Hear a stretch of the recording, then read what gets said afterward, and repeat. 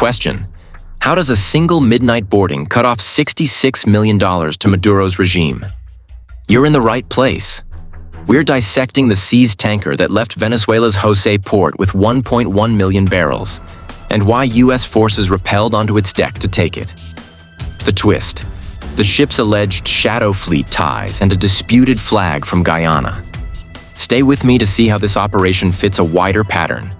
23 strikes on boats since November, a multi-agency net from the FBI to the Coast Guard, and what it signals about the next phase of U.S. pressure at sea.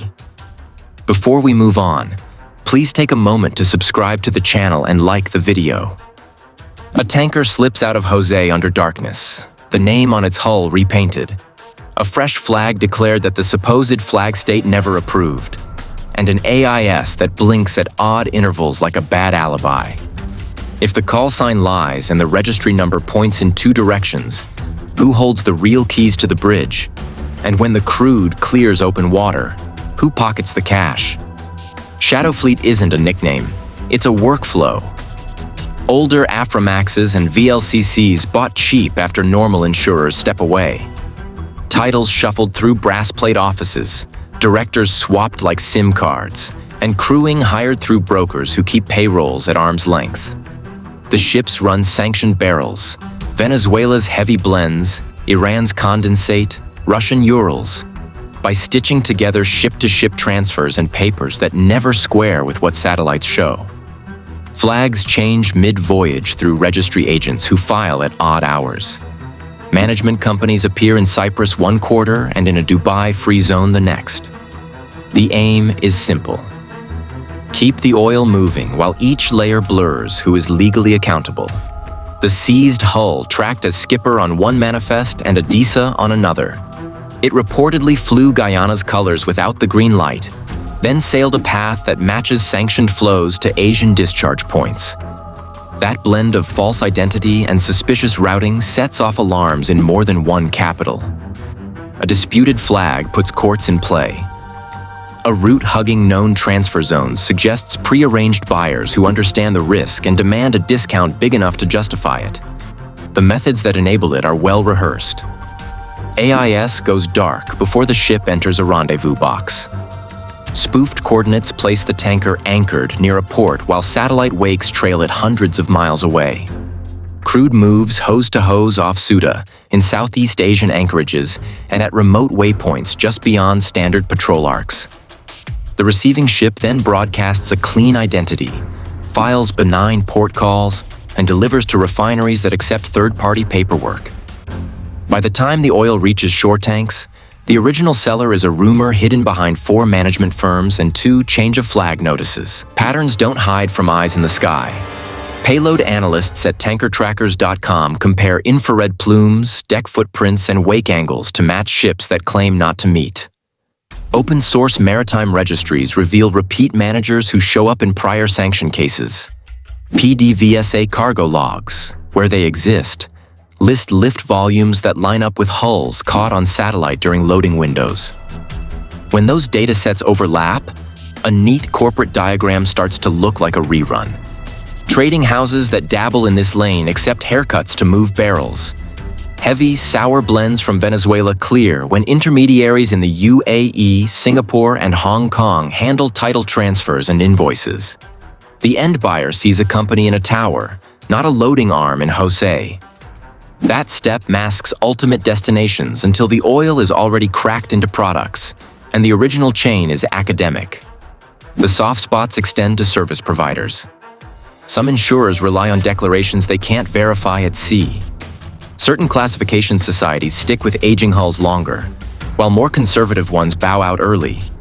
Flag registries vary widely. A few deflag quickly when pressure hits. Others take months to act, giving operators a window to lift cargo and move on before any notice lands. Now, the money trail. A 1.1 million barrel lift, even with a steep discount, converts into hard currency the moment a buyer clears payment outside dollar rails. The transfer rarely lands in a single account.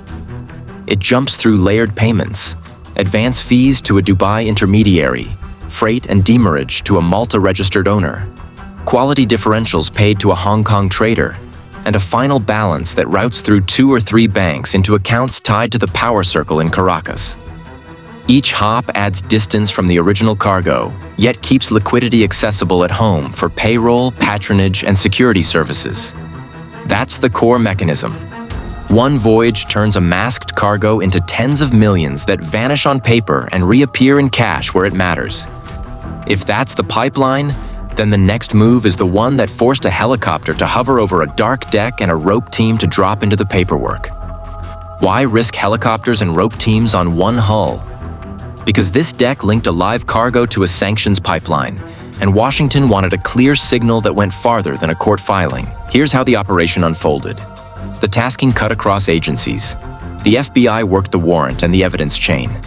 Homeland Security handled sanctions violations and customs leads. The U.S. Coast Guard sent its Maritime Security Response Team, the unit built for hostile boardings at sea. Defense assets orbited overhead, feeding real-time video and flying the insert. The approach came at night to control the ship's radios and to keep small boats away. A helicopter held steady over the stern. Ropes went down. The team flowed to the bridge, engineering and cargo control in minutes. The footage released later showed the rappels, the sprint across the deck, and the push into the superstructure. That wasn't just for drama. It was a broadcast aimed at anyone considering the next charter. The narrative split fast. U.S. officials pointed to a seizure warrant and sanctions evasion tied to the movement of restricted oil. Caracas called it piracy and accused Washington of theft. Guyana's maritime authority said the ship used its flag without authorization and promised action against the misuse. Those claims pulled the case across jurisdictions. If the flag is false, flag state protections collapse. If the paperwork is forged, port calls and insurance certificates become evidence, not shields. The law gives a ladder to climb. Start with civil forfeiture when a cargo is traceable to sanctions violations. Add OFAC-linked authorities that make proceeds from prohibited trade subject to seizure. If a ship used false documents, that supports interdiction, especially when the listed flag state denies the registration. Material support theories come into play if the network overlaps with actors already sanctioned for security or terror ties. Each rung doesn't require proof of every crime on the high seas. It requires a link between the asset and a prohibited transaction. Step back, and it fits a wider pattern at sea since early November. More than 20 strikes on boats. Over 20 interdiction events. Dozens dead in alleged smuggling operations. A visible U.S. naval and air footprint sitting close to choke points and rendezvous zones. In that context, a midnight boarding slots in as part of a campaign, not a one-off stunt.